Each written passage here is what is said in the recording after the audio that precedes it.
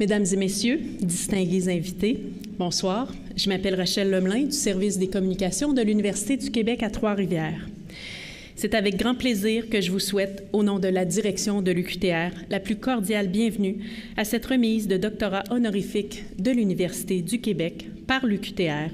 À messieurs Samuel Pierre, j'ai l'honneur d'inviter la présidente de l'Université du Québec, Madame Sylvie Beauchamp, à venir prononcer le discours d'ouverture. Madame la présidente.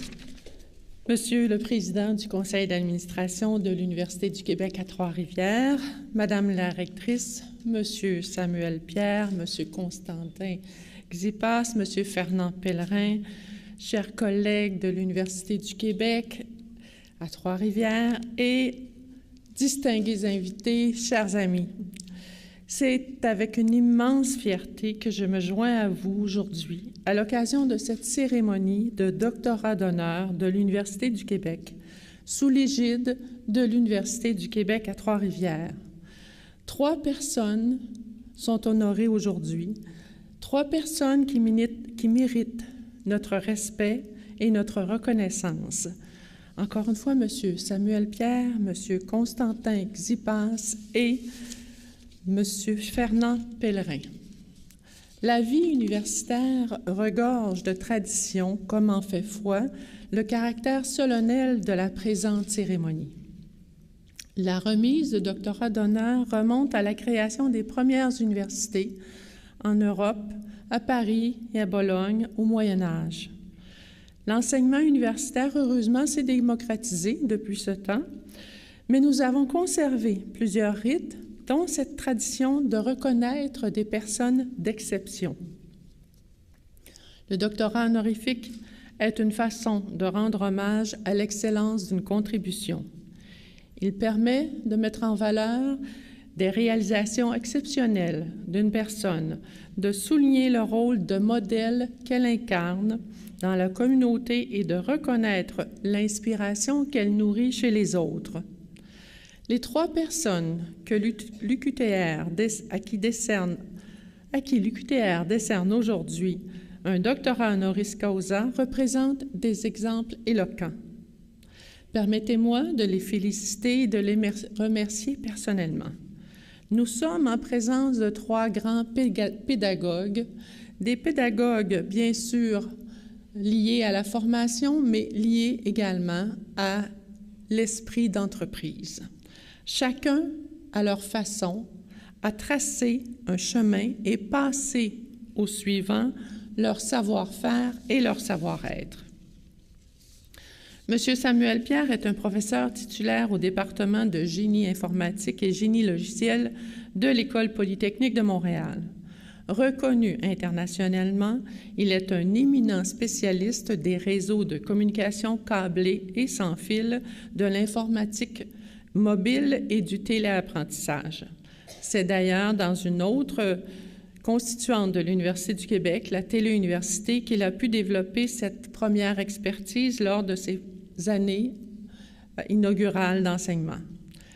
Très prolifique, avec plus de 450 publications scientifiques et de nombreuses distinctions, il est aussi reconnu pour ses qualités, encore une fois, de pédagogue et sa grande générosité.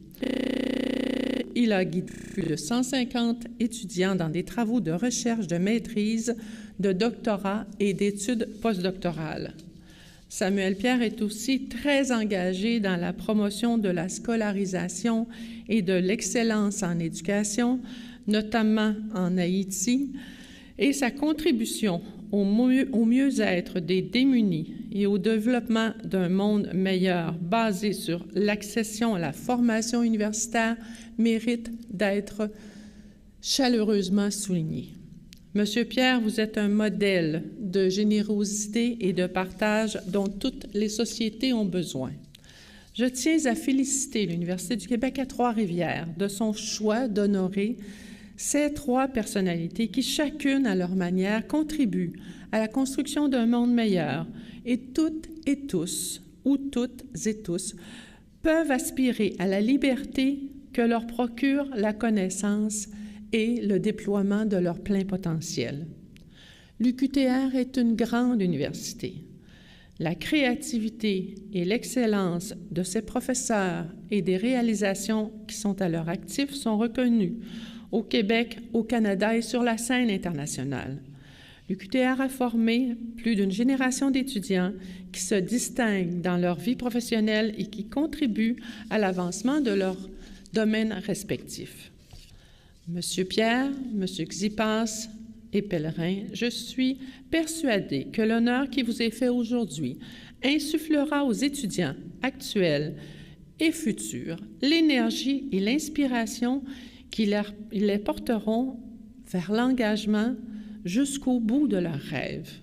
En vous remettant à chacun ce doctorat d'honneur, l'Université du Québec à Trois-Rivières expose à sa communauté et aux Québécois votre parcours remarquable et vos réalisations exceptionnelles. Permettez-moi donc de vous offrir mes plus sincères félicitations et de vous remercier personnellement de votre contribution à cette société que nous voulons prospère et dynamique et de votre dévouement vers des nouveaux sommets. Merci.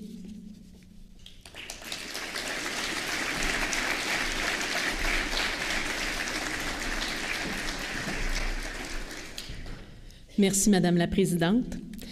Nous amorçons maintenant la remise de doctorats honorifiques.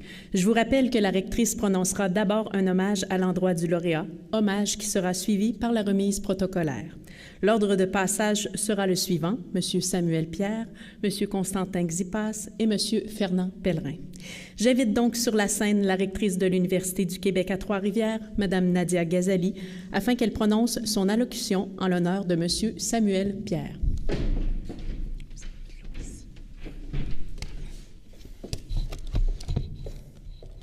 Alors, Madame la Présidente, Monsieur le Président, mes chers lauréats, Mesdames et Messieurs, distingués invités, aujourd'hui, nous rendons hommage à un homme d'une grande envergure intellectuelle, un homme dont la notoriété est fermement établie dans son champ d'expertise, un homme également doté d'une vision humaniste qu'il démontre admirablement par l'empathie, qui guide ses actions pour améliorer le sort de son prochain.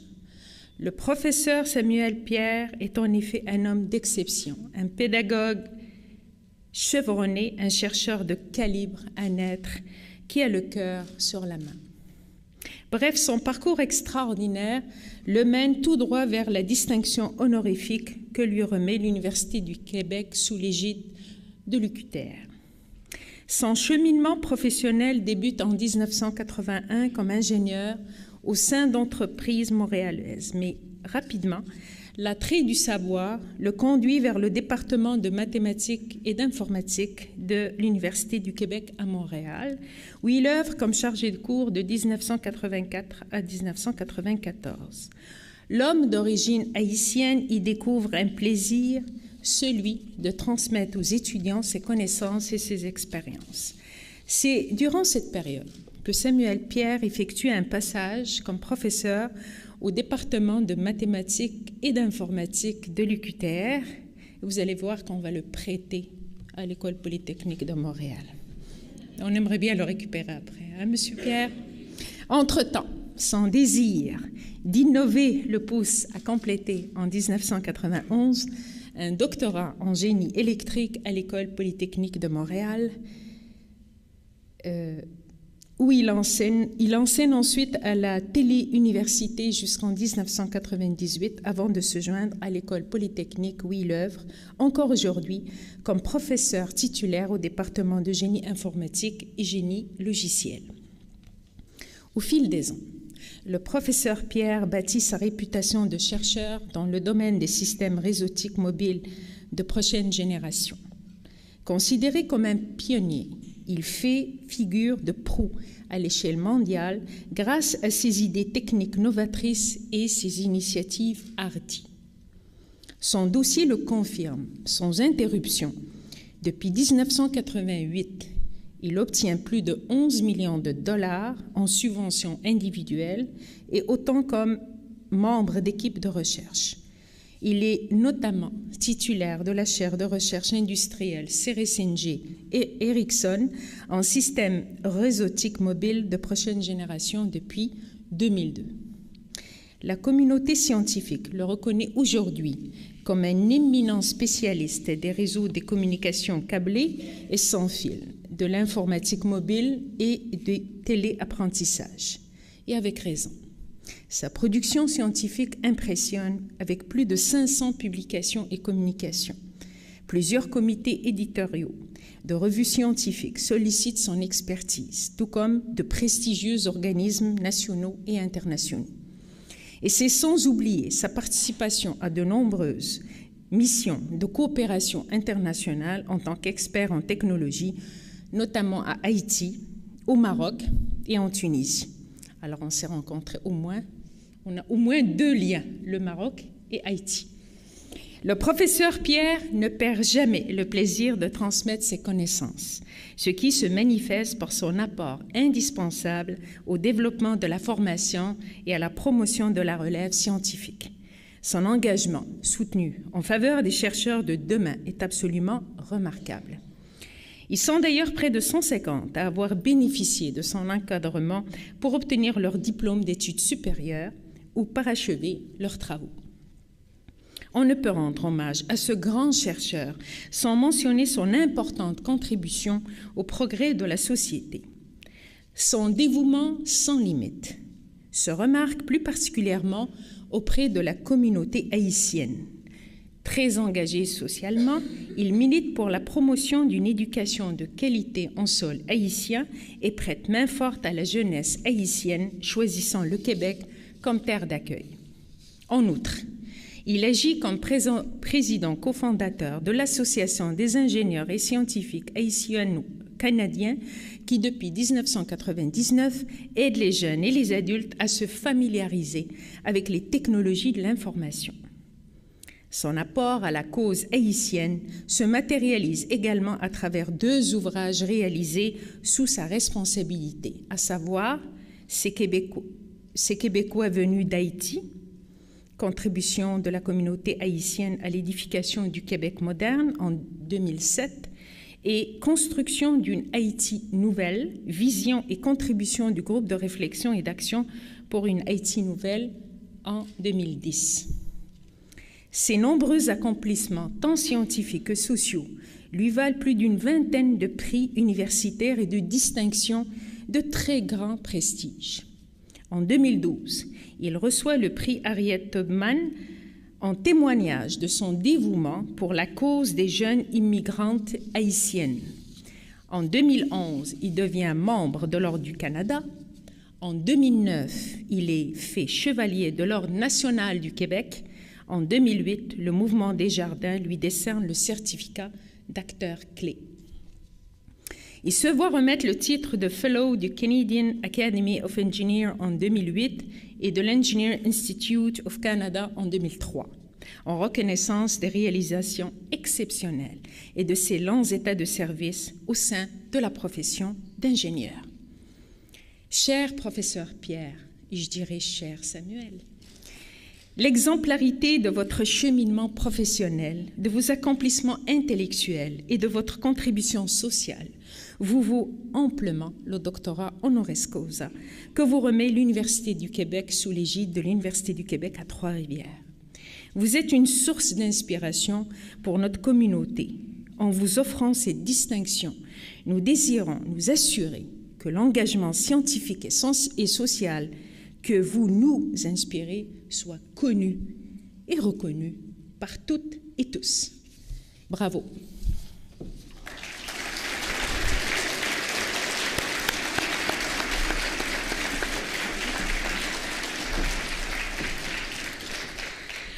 Merci, Madame la rectrice. Alors, je vous prie de demeurer sur scène pour la remise protocolaire. J'invite la présidente de l'Université du Québec et notre récipiendaire, M. Samuel Pierre, à se joindre à Madame la rectrice pour le geste protocolaire.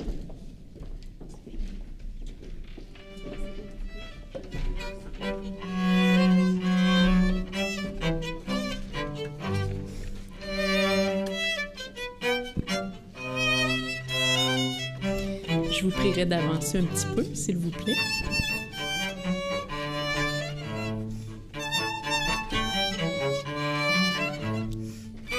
Madame la présidente, je vous prie de procéder à la remise de l'épitoge.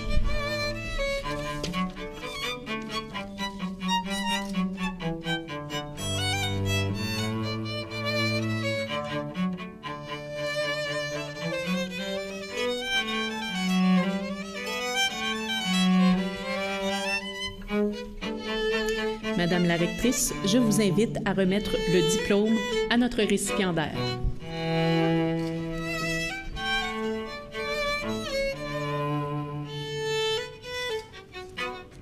Madame la présidente, vous pouvez maintenant offrir la plaque commémorative.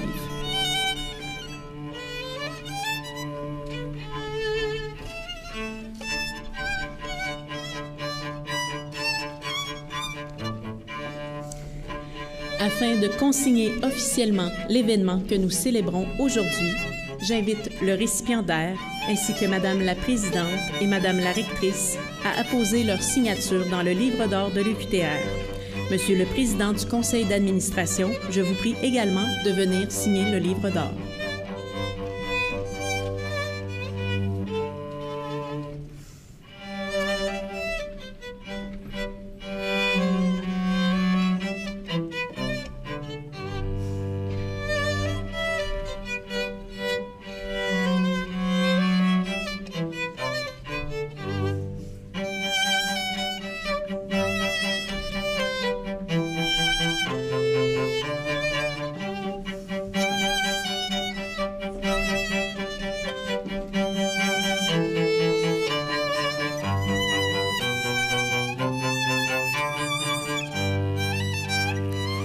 Nous entendrons à présent un témoignage à l'intention de M. Samuel Pierre. Celui-ci sera livré par sa fille, Mme Sabine Dauphin-Pierre. Madame, à vous la parole.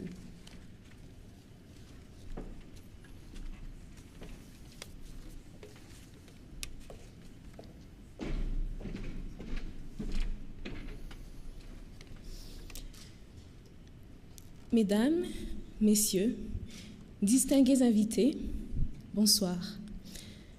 C'est un immense honneur pour moi d'avoir l'opportunité de livrer un témoignage sur mon père et de pouvoir le faire en de si belles circonstances. Lors de la préparation de ce discours, j'ai été confrontée à la difficulté de rendre hommage à quelqu'un qui m'est extrêmement cher. En effet, comment parler de mon père de manière à exprimer le plus clairement et le plus succinctement possible ce qu'il représente pour moi? Quoi dire? Comment le dire? Le meilleur moyen que j'ai trouvé est cette lettre que je t'adresse, Papy, et que je prends la liberté de partager en public. Elle va comme suit. Cher Papy, tu ne peux savoir comment je suis heureuse et fière de partager ce moment important avec toi, d'être témoin de la reconnaissance de tes pères et d'entendre résumer ainsi les nombreux succès qui ont jalonné ta vie.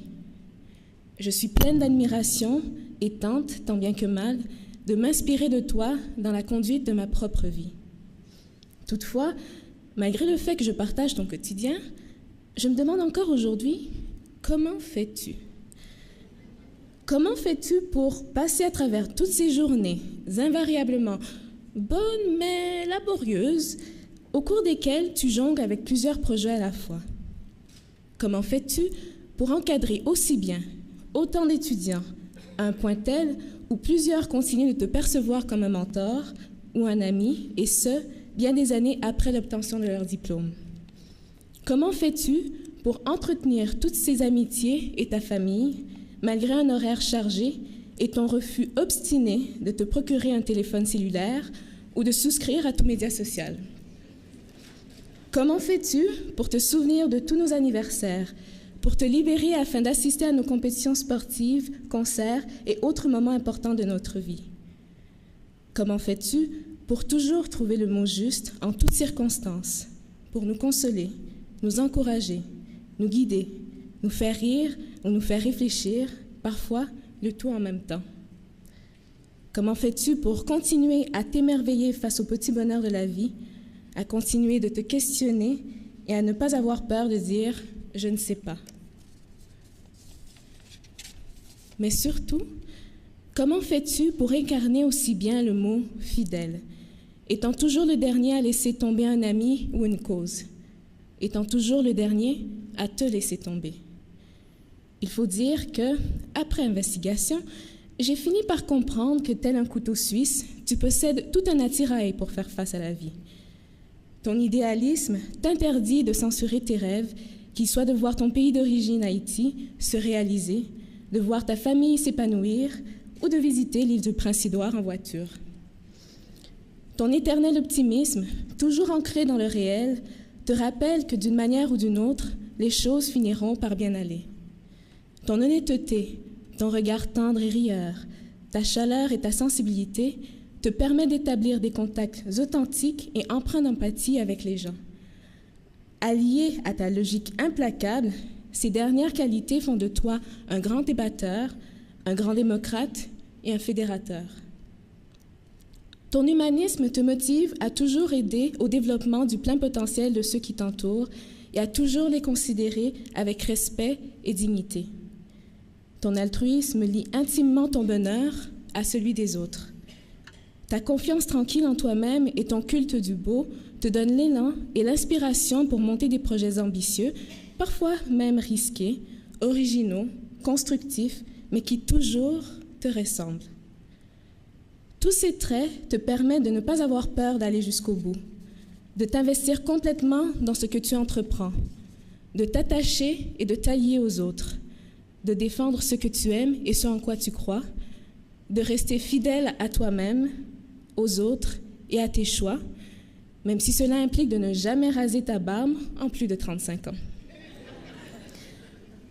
Pour tout ce que tu es, le père, l'époux, le frère, l'ami, l'allié, le collègue, le professeur, pour tout ce que tu fais, je te remercie et t'aime du plus profond de mon cœur.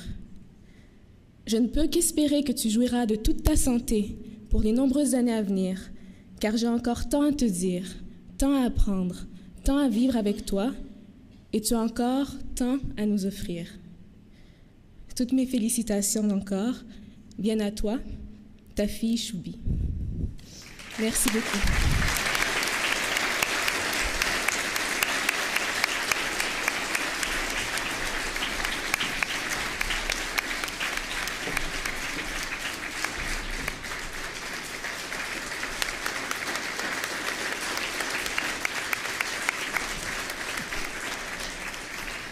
Merci, Madame. Alors, il est déjà rendu sur scène. Je vous présente notre lauréat, M. Samuel Pierre, pour son discours.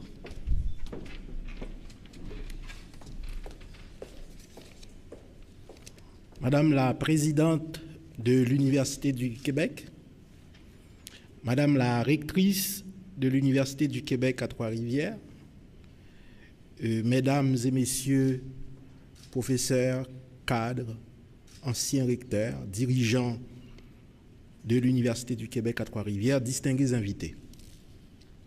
C'est avec beaucoup de plaisir, mais aussi avec beaucoup d'humilité que je reçois ce doctorat honoris causa. Une distinction d'autant plus significative pour moi qu'elle m'est décernée par l'Université du Québec, dont j'ai déjà obtenu un diplôme de premier cycle et un autre de deuxième cycle, mais aussi par l'Université du Québec à Trois-Rivières, où, il y a près de 27 ans, j'ai débuté ma carrière de professeur d'université. Alors, je vois le recteur, l'ancien recteur, Jacques Parent, qui m'avait accueilli. Je revois mon collègue Sylvain Delisle, qui est rentré quelques mois avant moi. Ainsi, la cérémonie d'aujourd'hui revêt donc pour moi un caractère solennel de bref retour au bercail, retour dont je me réjouis. Quel est le sens de ce doctorat honorifique pour moi? La présidente de l'Université du Québec, Mme Sylvie Beauchamp, dans la lettre qu'elle m'a adressée, a souligné, entre autres, mon action soutenue pour la promotion de l'accessibilité et de la qualité de l'éducation, ce qui démontre un désir de partage du savoir qui profite à la collectivité. C'est l'occasion pour moi, en tant qu'universitaire, de réaffirmer ma foi dans l'institution qu'est l'université et dans l'éducation plus généralement, comme instrument pour dessiner un monde meilleur, pour rechercher en permanence la vérité, pour promouvoir le beau et le bien commun. Oui, en effet, l'éducation et l'université en particulier doivent être à la fois un projecteur et un transformateur social, favorisant le partage du savoir, le partage d'humanité, l'accès à la dignité, la création de la richesse et du bien-être au bénéfice du plus grand nombre. Le grand défi aujourd'hui, au Québec comme ailleurs, c'est de pouvoir concilier ce rôle social de l'université avec des préoccupations d'intégrité, de compassion, d'équité, de justice sociale. C'est aussi de pouvoir concilier le beau, le bien et le vrai, en poursuivant un triple idéal esthétique, éthique et scientifique. L'université se doit d'être le creuset de ses valeurs et de ses idéaux en étant, bien plus qu'une organisation qui décerne des diplômes, un cadre où l'on apprend à devenir de meilleures personnes pour sa famille, pour sa communauté, pour la société, pour l'humanité. Venant d'Haïti, j'ai beaucoup appris du Québec. Je suis un produit du système universitaire québécois. J'y ai acquis, certes, des connaissances scientifiques, mais j'ai surtout appris du Québec qu'une société peut se transformer profondément et en un temps relativement court lorsque ses élites assument pleinement leur vocation et leur devoir de faire progresser l'ensemble de la société. J'ai appris du Québec qu'une révolution pouvait être tranquille, sans casse, s'opérer dans les esprits et dans les cœurs et améliorer la société dans son ensemble, avec des impacts positifs sur les citoyens ordinaires. Une révolution tranquille dont l'éducation demeure le fer de lance, une éducation de qualité, accessible à toutes et à tous, en fonction des aspirations de chacun. Je rêve d'une révolution tranquille pour mon pays d'origine, en vue d'arriver à une Haïti nouvelle, dans le groupe de réflexion et d'action pour une Haïti nouvelle, Grand Monde, né au Québec après le séisme qui a durement frappé Haïti le 12 janvier 2010, a présenté une vision dans l'ouvrage collectif intitulé « Construction d'une Haïti nouvelle ». Une révolution tranquille reposant sur une université réseau publique, desservant toutes les régions du pays, semblable au réseau de l'Université du Québec.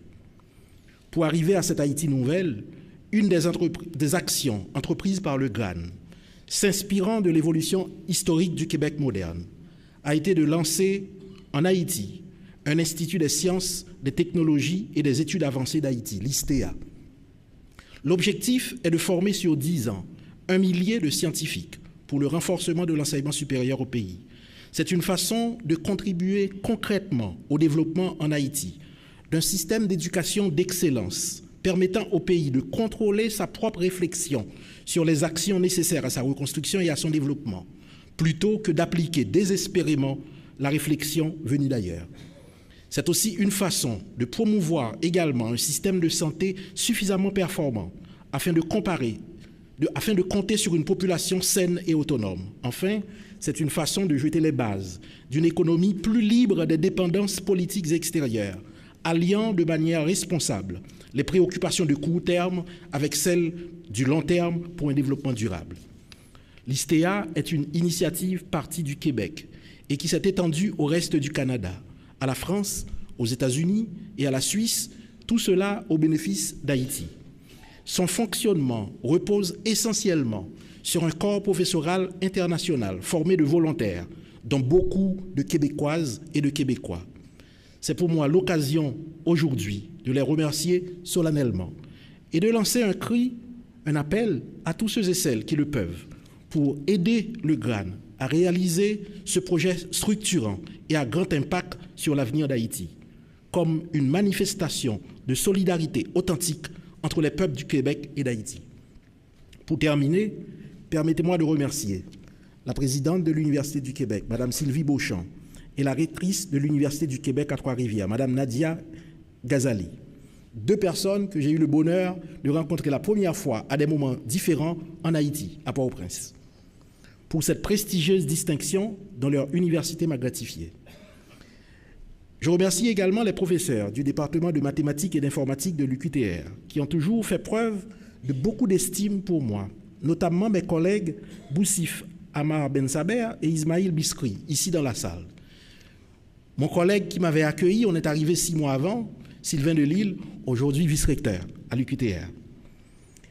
Je voudrais aussi remercier mes amis de Trois-Rivières et de Shawinigan, ici présents dans la salle. Mes amis de Montréal et du GRAN, mes étudiants de doctorat de mon laboratoire de recherche l'ARIM de Polytechnique, dont certains sont ici présents avec nous. Mes amis d'Haïti, les dirigeants et étudiants de l'ISTEA, dont certains sont virtuellement avec nous par l'intermédiaire de la webdiffusion. Mon fils Stéphane, qui n'a pas pu être ici avec nous car il dispense ce soir même un cours à Polytechnique. Ma fille Sabine, dont le témoignage personnel m'a profondément touché. Merci Sabine. La dernière, et non la moindre, mon épouse Laurie. On s'est rencontrés il y a 40 ans. Et depuis, on ne s'est jamais quitté. Elle est devenue, au fil des ans, ma boussole, ma référence dans le temps et dans l'espace, mon ange gardien. Enfin, merci au Québec et à Haïti qui m'ont permis d'être la personne que je suis et que vous honorez aujourd'hui. Merci à vous tous.